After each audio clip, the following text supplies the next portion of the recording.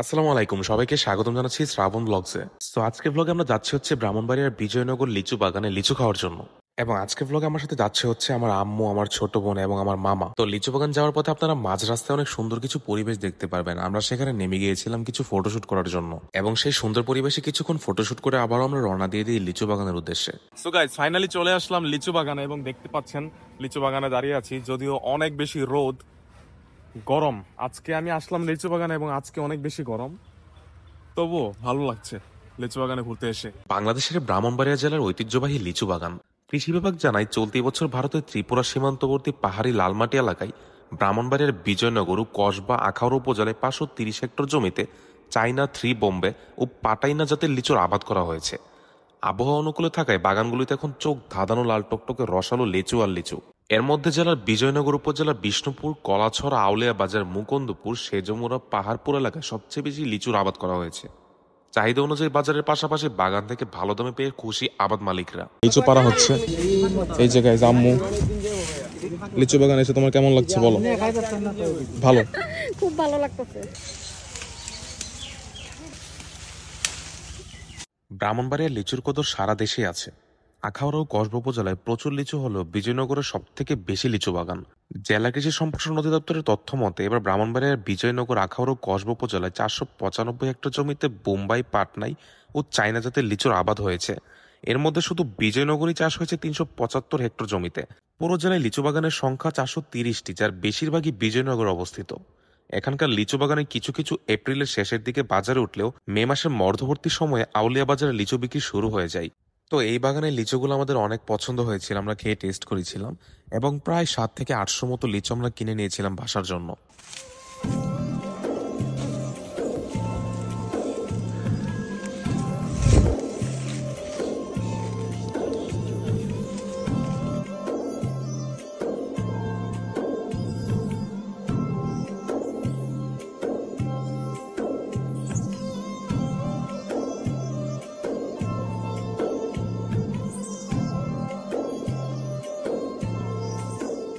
তো আমাদের লিচু কেনাকাটার মধ্যে আকাশ মেঘলা হয়ে আসলো এবং ঝুম বৃষ্টি নেমে গেল কিছুক্ষণের মধ্যেই।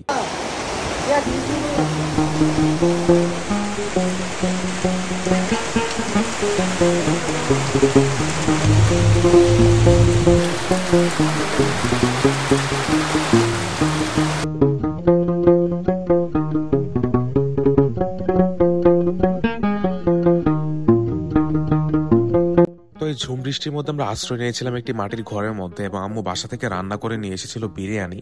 সবাই মিলে ছোটখাটো একটা মিনি পিকনিক করে ফেললাম বলা যায়।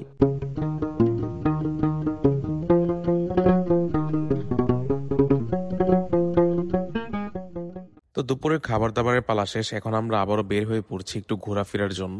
ব্রাহ্মণবাড়িয়ার বিজয়নগর উপজেলা দেখতে অনেক সুন্দর, একদম সবুজে ঘেরা, এবং বৃষ্টি এসে চারপাশের পরিবেশটা আজকে আরো অনেক বেশি সুন্দর করে দিয়েছে।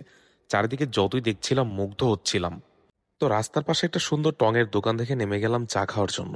এদিকে বাইরে ঝড়ো বৃষ্টি এবং টঙের দোকানের সেই চা, সব মিলিয়ে পরিবেশটা কতটা সুন্দর ছিল তা ভাষায় প্রকাশ করার মতো না।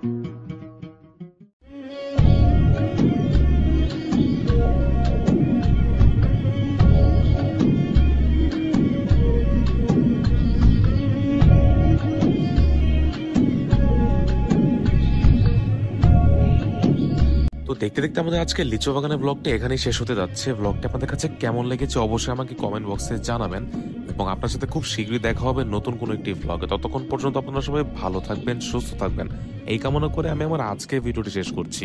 আল্লাহ হাফেজ।